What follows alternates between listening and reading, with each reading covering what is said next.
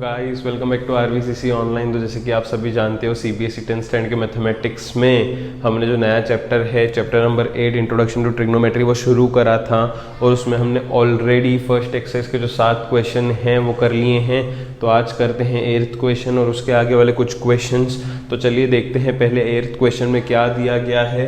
तो 8th question में कहते हैं if 3 cot a equals to 4 check whether 1 minus tan square a upon 1 plus tan square a equal to cos square a minus sin square a or not। तो मुझे यहाँ पे क्या बोलते हैं कि चेक करो यहाँ पे कि ये जो LHS है वो RHS के बराबर है या नहीं है। तो मुझे क्या करना पड़ेगा, LHS का वैल्यू निकालना पड़ेगा, RHS का वैल्यू निकालना पड़ेगा, फिर फाइनली चेक करना पड़ेगा कि दोनों इक्वल है या नहीं है। राइट, इस तरीके से मैं यहाँ पे LHS और RHS निकाल के चेक कर लूँगा कि वो इक्वल है या नहीं है। काफ़ी सिंपल सा क्वेश्चन है। तो यहाँ पे मैं लिखता हूँ सॉल्यूशन में गिवन में क्या दिया है 3 cot a इक्वल्स टू 4 दिया है। अगर मैं 3 को नीचे भेजूंगा तो cot a इक्वल्स टू 4/3 हो जाएगा, है ना। टू चेक देखिए 3 cot a इक्वल टू 4 दिया था तो cot a का वैल्यू क्या मिलेगा 4/3। सिंपल सी बात है, पिछले एग्जाम में भी ऐसा था। To check if 1 minus tan square a upon 1 plus tan square a equals to cos square a minus sin square a, ये मुझे चेक करना है। सॉल्यूशन, आइए देखते हैं सॉल्यूशन। तो मुझे बस बेसिकली क्या करना है, tan का वैल्यू ढूंढना है, cos का वैल्यू ढूंढना है, sin का वैल्यू ढूंढना है, ताकि मैं LHS और RHS का वैल्यू ढूंढ सकूं। तो मुझे एक रेशो दिया है, तो बाकी रेशोज कैसे ढूंढते हैं उनके लिए मुझे एक राइट ट्रायंगल कंसीडर करना होता है। क्वेश्चन में तो नहीं दिया है, मैं लिखता हूं लेट अस कंसीडर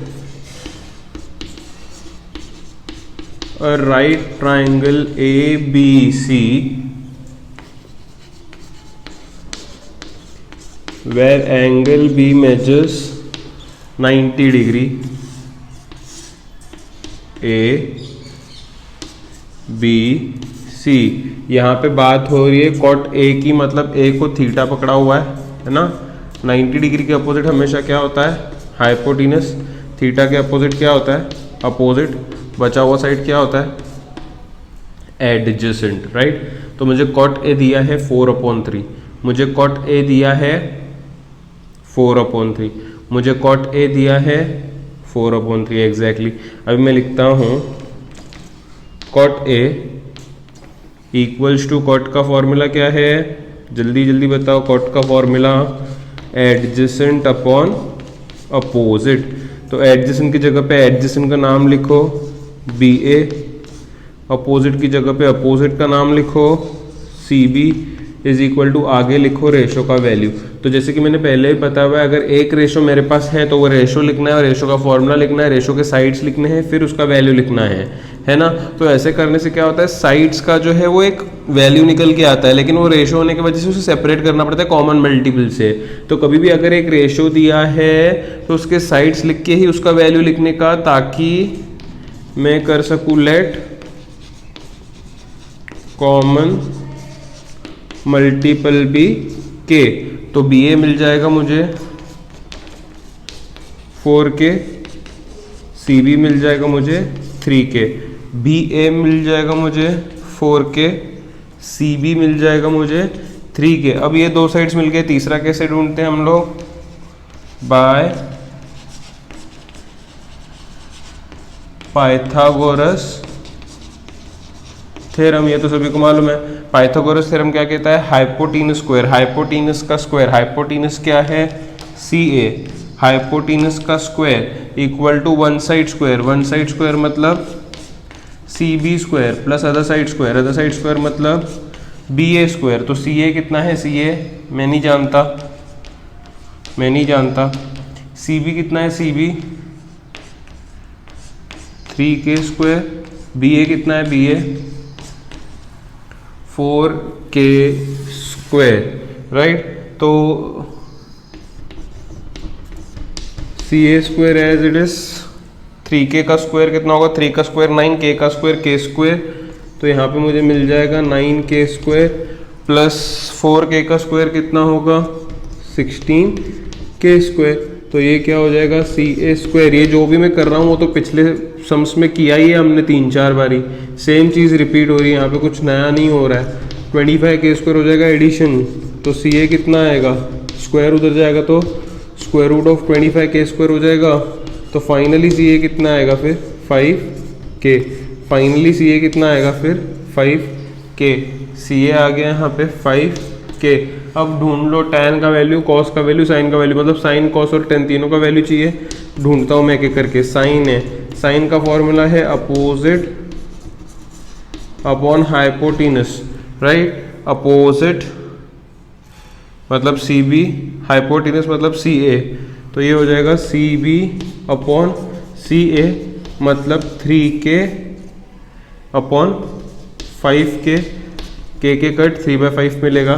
सेम चीज़ cos ए, फॉर्मूला क्या है एडजेसेंट अपॉन हाइपोटेनस, एडजेसेंट क्या है बी ए, हाइपोटेनस क्या है सी ए, बी ए तो 4k है, सी ए तो 5k ढूंढा है, के कट 4/5।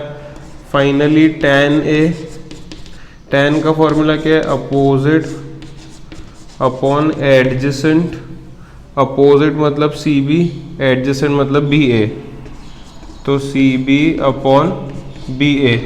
सी बी कितना है 3k, बी ए कितना है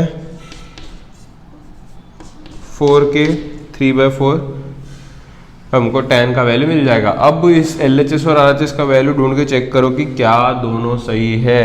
मैं लिखता हूँ नाउ, चाहिए तो लिख के करो ना, LHS equals to 1 minus tan square A upon 1 plus tan square A is equals to 1 minus tan A कितना है 3/4, तो ये 3/4 का स्क्वायर अपॉन 1 प्लस 3/4 का स्क्वायर।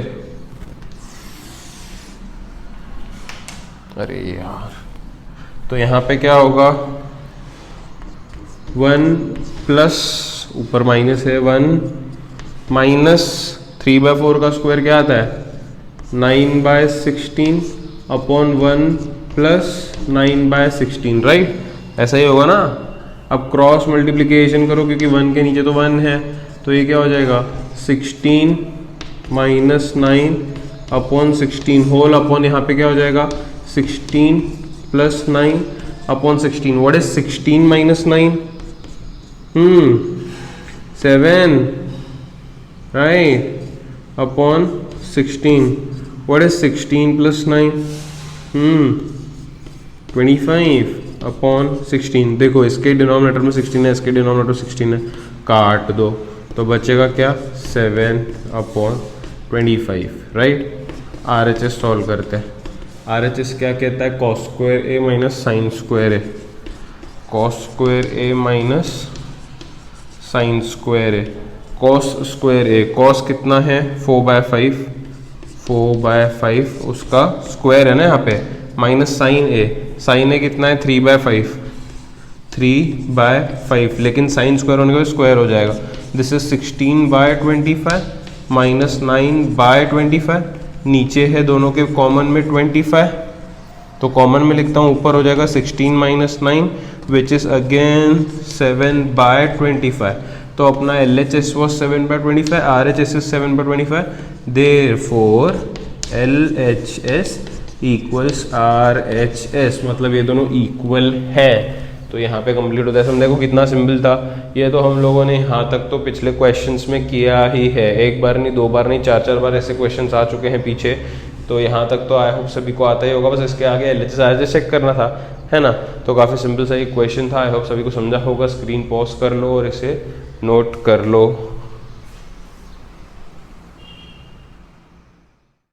तो आइए दोस्तों बढ़ते हैं क्वेश्चन नंबर 9 पे और देखते हैं 9th क्वेश्चन में क्या कहा गया है। इन triangle ABC right angle date if tan a is 1/√3 then find the values of sin a cos c plus cos a sin c। एक और सब क्वेश्चन है cos a cos c minus sin a sin c। Okay, मतलब मुझे यहाँ पे एक ratio फिर से दिया है, मुझे कौन से रेशियोज ढूंढने हैं, मुझे ढूंढना है sin a और मुझे ढूंढना है cos a, फिर मुझे ढूंढना है sin c, मुझे ढूंढना है cos c। ये 4 रेशियोज मुझे ढूंढने हैं, एक रेशियो मुझे दिया है। तो जब एक रेशियो दिया है तो मुझे पता है कि मुझे राइट ट्रायंगल कंसीडर करना है, वही सारा प्रोसीजर जो हम लोग हर एक सब में कर रहे हैं। तो यहाँ पे मैं गिवन वगैरह नहीं लिखता हूँ, सीधे सोल्यूशन लिखता हूँ। मैं लिखता हूँ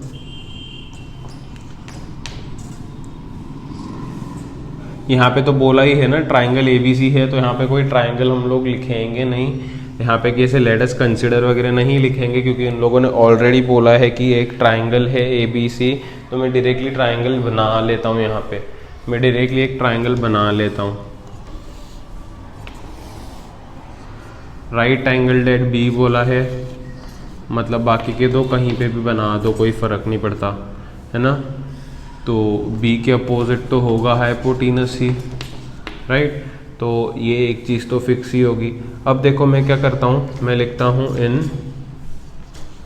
triangle ABC angle B is equals to 90। ये तो ये बार सब गिवन ही था, है ना, मैंने कंसिडर नहीं किया। अब यहाँ पे एक रेशो दिया है, कौन सा रेशो दिया है, tan A। मैंने क्या बोला है, जो रेशो दिया है उसके आगे उसका फॉर्मूला लिखो,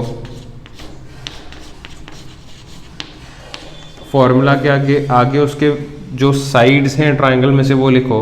तो ये क्या है, A, बात हो रही है A की, राइट, बात हो रही है A की। तो A का अपोजिट BC, ये तो हाइपोटेनस है, A का अपोजिट ये हुआ मतलब एडजेसेंट BA हो गया।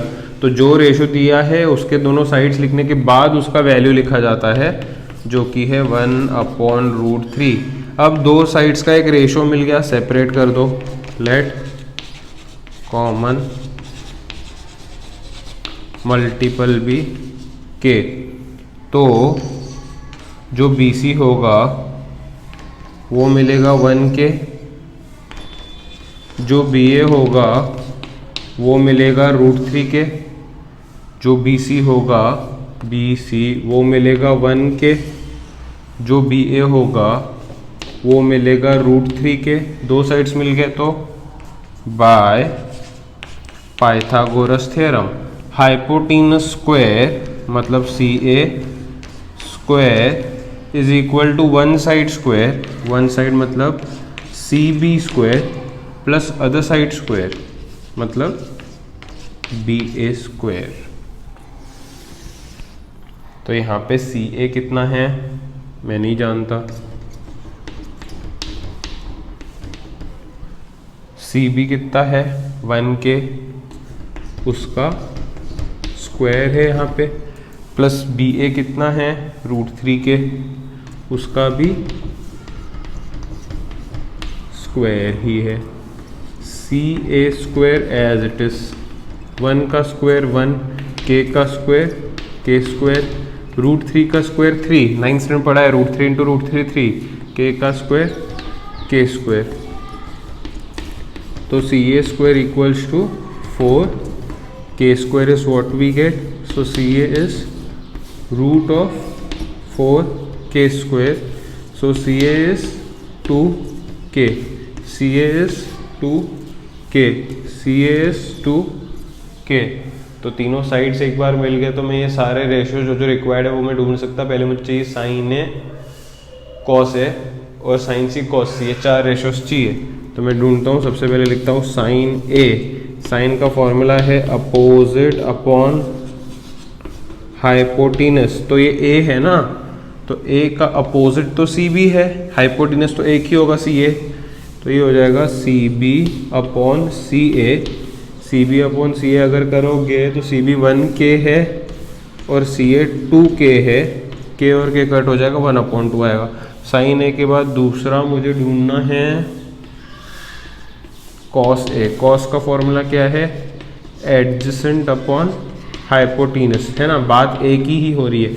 ए का ये अपोजिट है, तो ए के लिए BA जो है वो बचा हुआ साइड एडजेसेंट हुआ, अपॉन हाइपोटीनस तो सी ए ही होगा, बी ए तो है √3 के, सी ए है 2 के कट √3/2, आंसर मिला। साइन ए मिला, कॉस ए मिला। अब साइन सी, साइन का फॉर्मूला क्या है, अपोजिट अपॉन हाइपोटीनस। यहाँ पे लेकिन बात हो रही है अब सी की बात हो रही है ना, तो सी के लिए अपोजिट कौन है, बी ए, अपॉन हाइपोटीनस कौन है, हाइपोटीनस तो एक ही है, 90 के अपोजिट सी ए, तो बी ए है √3 के, सी ए है 2 के कट √3/2। उसके बाद फाइनली कॉस सी, जिसका फॉर्मूला है एडजेसेंट अपॉन हाइपोटीनस। एडजेसेंट किसका, एडजेसेंट सी का, ये तो हाइपोटीनस हो गया, सी का ये तो अपोजिट हो गया, तो बचा सी बी ना, एडजेसेंट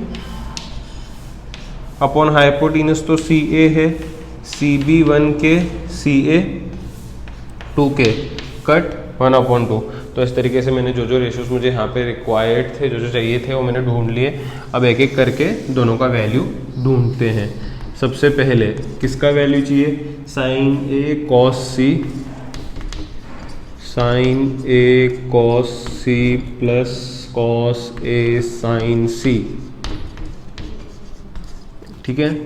तो साइन ए देख लो, वैल्यू साइन ए का कितना है 1/2, तो ये 1/2 इंटू कॉस सी का वैल्यू कितना आया है 1/2 प्लस कॉस ए √3/2, साइन सी √3/2, तो ये दोनों आ गए √3/2 इंटू √3/2। तो ये क्या हो जाएगा 1 × 1 1, नीचे 2 2 ज़ा 4 प्लस √3 × √3 3, नीचे 2 2 ज़ा 4, तो नीचे 4 एज इट इज़, ऊपर 1 + 3 4/4 आंसर 1। तो पहला वाला जो है वो तो मैंने ढूंढ लिया वैल्यू। दूसरा वाला क्या है, cos A cos C minus sign A sign सी, इसका वैल्यू चाहिए। तो कॉस सी मतलब कितना हो जाएगा, कॉस ए √3/2, कॉस सी 1/2, तो √3/2 इंटू 1/2 माइनस साइन ए साइन सी 1/2, साइन सी √3/2, 1/2 इंटू √3/2, तो ये क्या हो जाएगा पता है, √3/4। देखो ना, √3 × 1 √3, नीचे 2 2 ज़ा 4, माइनस 1 इंटू √3, नीचे 2 2 ज़ा 4, √3/4 माइनस √3/4 इज 0। तो इस तरीके से मैंने यहाँ पे क्या कर लिया है, जो वैल्यूज़ रिक्वायर्ड थे दोनों वो वहाँ पे ढूंढ लिए हैं। आई होप सभी को ये भी क्वेश्चन समझा होगा। इसमें कुछ ऐसे डिफिकल्ट, ऐसे कुछ खास अलग नहीं था। यहाँ तक तो पूरा प्रोसीजर सेम है पिछले सम की तरह ही। बाकी जो वैल्यूज़ ढूंढने वहाँ पे खाली यहाँ से जो वैल्यू निकाले हैं वो सब्सटीट्यूट करें और बेसिक कैलकुलेशन कर लिया है, राइट। फटाफट से स्क्रीन पॉज करके नोट कर लो। चलिए करते हैं 10th क्वेश्चन को। 10th क्वेश्चन में कहते हैं in triangle P Q R right angled at Q, P R plus Q R is 25 and P Q is 5। Okay, determine the values of sine P cos P in tan P. तो यहाँ पे कहा गया है P Q R is right angled triangle eight vertex Q, है ना। तो Q पे जो है वो राइट एंगल है। तो यहाँ पे मैं एक राइट ट्राइंगल बनाता हूँ जिसका नाम है P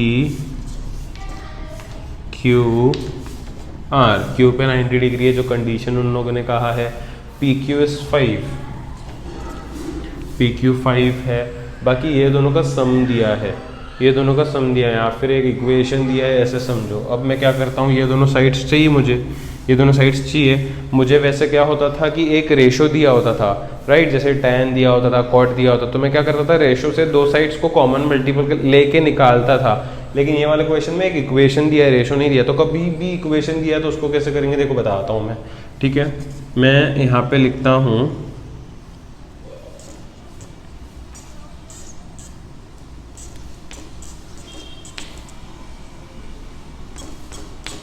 P R plus Q R is equal to 25 centimetre,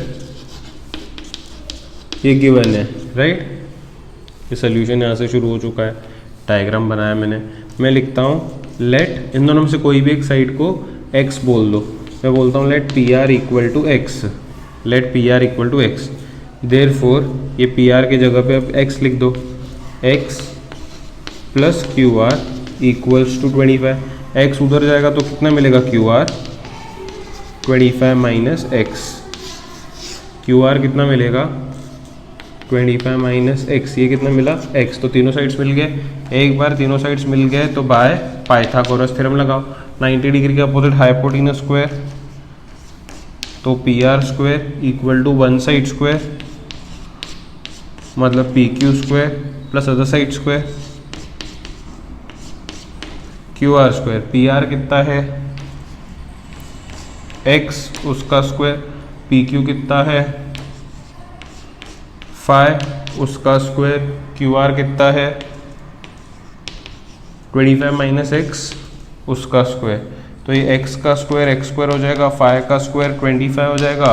a minus B whole square का फॉर्मूला एक्सपांशन वाला लगाना पड़ेगा यहाँ पे। a minus B whole square का फॉर्मूला क्या है, a square minus 2 into A into B plus B square, right. दोनों तरफ एक्स स्क्वायर जो है LHS RHS में सेम टर्म्स कैंसिल होते हैं, तो एक्स स्क्वायर कैंसिल हो गया ना, साइन के साथ जो भी सेम टर्म्स होते हैं वो कैंसिल होते हैं। तो यहाँ पे अब रहा कुछ नहीं, 0, क्योंकि एक्स स्क्वायर था वो कैंसिल हो गया। यहाँ पे क्या रहा 25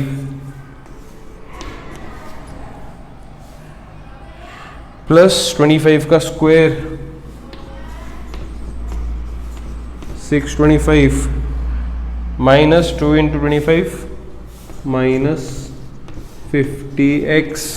तो ये रहा, बाकी ये तो एक्स स्क्वायर कैंसिल हो गया। माइनस 50x को उधर भेजोगे तो प्लस 50x हो जाएगा, तो 25 प्लस 625 हो जाएगा 650। तो x का वैल्यू मिलेगा 650 डिवाइड बाय 50। तो ये 0 कट होगा, 5 1 सा 5, 13 सा हो जाएगा। तो x मिलेगा मुझे 13। अगर x मुझे 13 मिलेगा तो यहाँ पे 25 माइनस 13 हो जाएगा, राइट। मैं लिखता हूँ therefore P R equals to x equals to 13 centimetre और Q R equals to 25 minus x equals to 25 minus 13 equals to 12 centimetre. तो ये यहाँ पे मिला 13, ये यहाँ पे मिला 12, तीनों साइड्स मिल गए। अब ढूंढ लो क्या चाहिए, sine P, cos P, tan P चाहिए। निकालो अभी साइन पी। साइन का फॉर्मूला क्या है, अपोजिट अपॉन हाइपोटेनस। किसका अपोजिट, बात पी की हो रही है तो पी का अपोजिट क्यू आर, हाइपोटेनस मतलब 90 के अपोजिट पी आर, तो Q R upon P R. Q R कितना है 12, पी आर कितना है 13। साइन के बाद दूसरा ढूंढेंगे cos P, adjacent upon hypotenuse. अब p के लिए ये अपोजिट हुआ तो एडजेसेंट पी क्यू हुआ और हाइपोटेनस पी आर हुआ। पी क्यू कितना है 5, पी आर कितना है 13, 5 upon 13। Next tan P, tan का फॉर्मूला है अपोजिट अपॉन एडजेसेंट। तो p का अपोजिट क्या है, यहाँ पे देख सकते हो ना यार, p का अपोजिट क्यू आर है, एडजेसेंट पी क्यू है, अपोजिट क्यू आर है, एडजेसेंट पी क्यू है। अपोजिट क्यू आर कितना है 12, पी क्यू कितना है कुछ 5 वगैरह है। तो इस तरीके से आप कंप्लीट कर सकते हो ये वाला भी क्वेश्चन। जब इक्वेशन दिया है तो एक को x पकड़ो, कोई भी दोनों में से, दूसरा मिल जाएगा in terms of x। Pythagoras से x का वैल्यू ढूंढोगे तो दोनों साइड्स मिल जाएंगे। एक बार दोनों साइड्स मिल गए तो सम तो काफ़ी इजीली हो जाएगा, राइट। फटाफट से स्क्रीन पॉज करो और अच्छे से इसे नोट कर लो। आइए तो फिर फाइनली बढ़ते हैं क्वेश्चन नंबर 11 पे, जो कि एक्सरसाइज का आखिरी क्वेश्चन है। क्वेश्चन नंबर 11 कहता है state with the following statements are true और फॉल्स, जस्टिफाई द स्टेटमेंट्स या जस्टिफाई आंसर, राइट। तो यहाँ पे कहते हैं पहले क्वेश्चन में the value of tan a is always less than 1। Value of tan a is always less than 1। तो tan a का वैल्यू हमेशा 1 से कम आता है, ऐसा वो कह रहे हैं। तो देखो मैं लिखता हूं tan A is equals to opposites upon adjacent.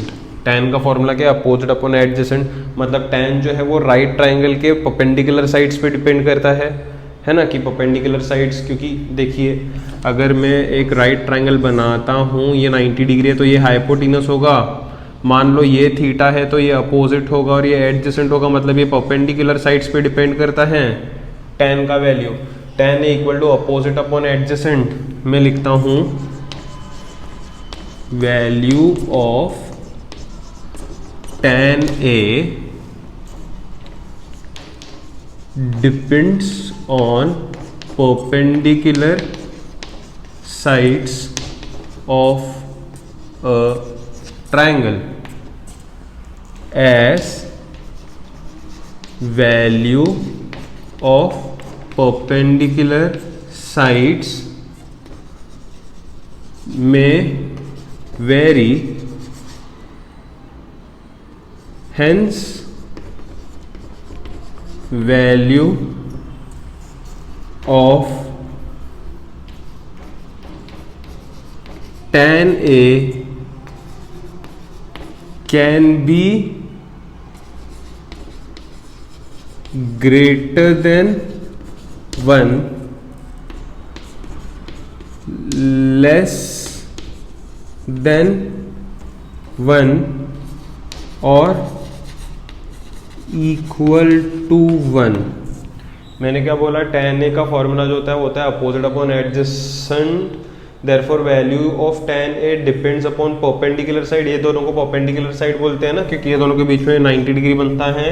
तो as value of perpendicular sides में वेरी, परपेंडिकुलर साइड्स का वैल्यू जो है वो वेरी करता है, hence value of tan A can be more than 1, less than 1 और इक्वल टू 1। जरूरी नहीं है हमेशा लेस देन 1 होगा। स्टेटमेंट कहता है value of tan is always less than 1, हमेशा लेस देन 1 नहीं होगा। 1 से बड़ा भी हो सकता है, 1 भी हो सकता है, 1 से छोटा भी हो सकता है। तो जो स्टेटमेंट उन लोगों ने दिया वो क्या हुआ? फिर ऑब्वियसली फॉल्स हुआ, है ना। यहाँ पे नीचे लिखना देयरफॉर अबाउ स्टेटमेंट इज, यहाँ पे ब्रैकेट में लिख देता हूँ फॉल्स। तुम लोगों को नीचे लिखना है ऐसे, मतलब अच्छे से, therefore above statement is false या given statement is false. Next, seek A is equal to 12 upon 5 for some value of angle A। अब नंबर्स पे मत जाओ, कभी भी ऐसे ट्रू और फॉल्स जब क्वेश्चंस आते हैं तो यहाँ पे एक ऐसे रेशो दिया होता है ना, वो रेशो के नंबर्स पे मत जाओ, ये डिसाइड करो कि वो रेशो ग्रेटर देन 1 है, लेस देन 1 है ना। 12 अपॉन 5, अगर ऊपर बड़ा है नीचे नंबर छोटा है तो ऑब्वियसली ग्रेटर देन 1 आएगा आंसर। अगर डिवाइड करोगे तो इसको, है ना, इसको अगर डिवाइड करोगे तो आंसर कितना आएगा? 2.4 वगैरह कुछ आ जाएगा ऐसे, राइट। मतलब ग्रेटर देन 1 आएगा। जब न्यूमरेटर बड़ा होता है डिनोमिनेटर से तो ऑब्वियसली आंसर ग्रेटर देन 1 आता है। तो सीक ए बोल रहे हैं कि ग्रेटर देन 1 होगा फॉर सम वैल्यू ऑफ ए। कोई भी एक ऐसा ए का वैल्यू लेंगे तो सीक ए ग्रेटर देन 1 यहाँ पे आ रहा है। अब मुझे बताना है कि ये सही है या नहीं, सी के ग्रेटर देन 1 हो सकता है या नहीं हो सकता है ना। नंबर्स पे मत जाओ, ग्रेटर देन 1 है, लेस देन 1 है, उस पे जाओ। तो सी के ग्रेटर देन 1 बोला है for some value of a. मैं लिखता हूं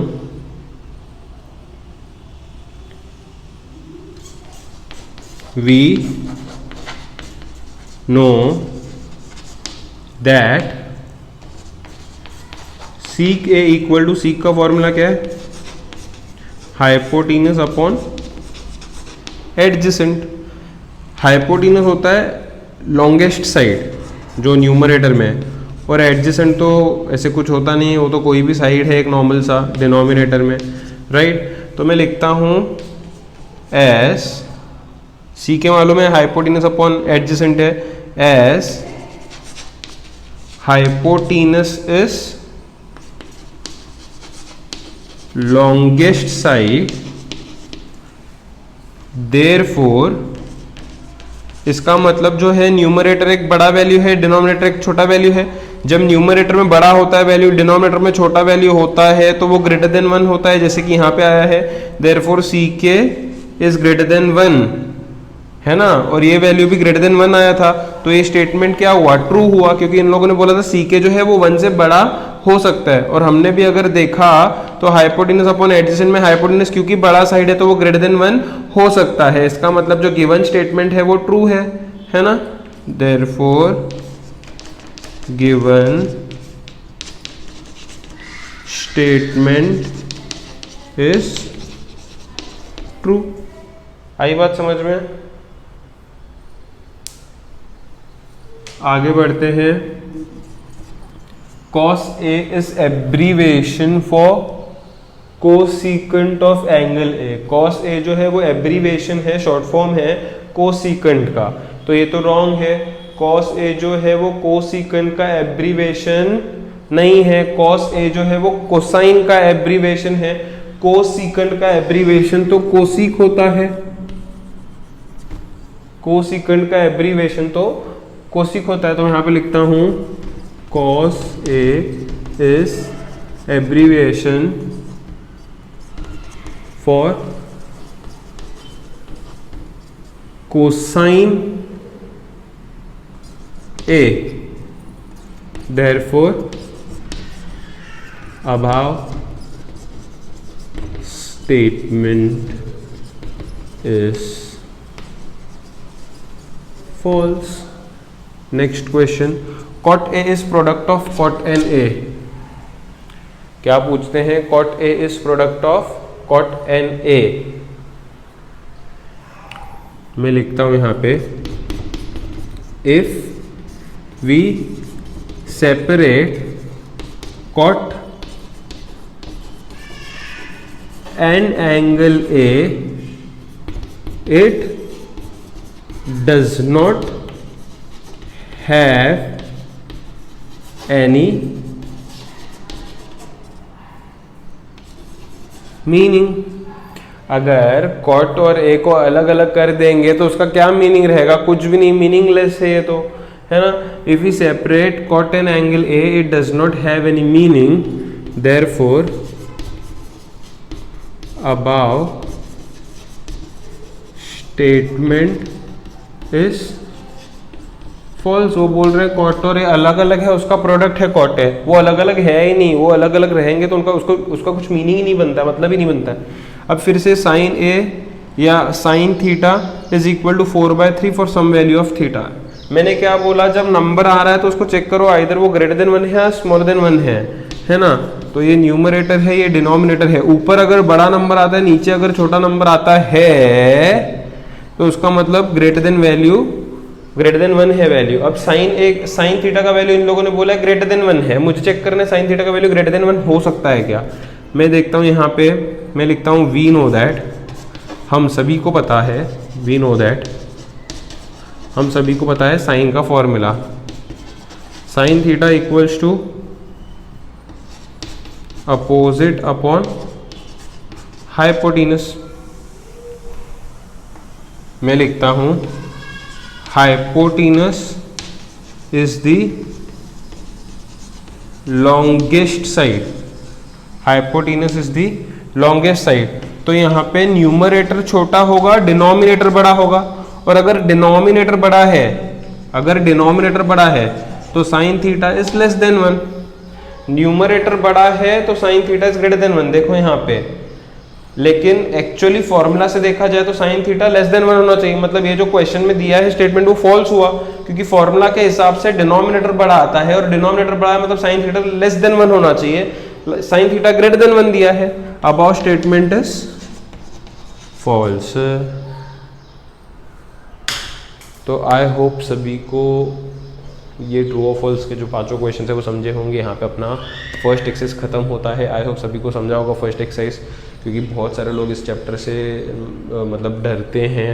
मुझे कुछ लगता नहीं है इतना खास इस चैप्टर में है, न जाने क्यों बच्चे डरते हैं। इसको वक्त पे किया जाएगा, अच्छे से किया जाएगा प्रैक्टिस, तो आसानी से अपन इस चैप्टर को भी निकाल सकते हैं अच्छे से, राइट। तो फटाफट से स्क्रीन पॉज कर लो और ये सारा ढंग से नोट कर लो।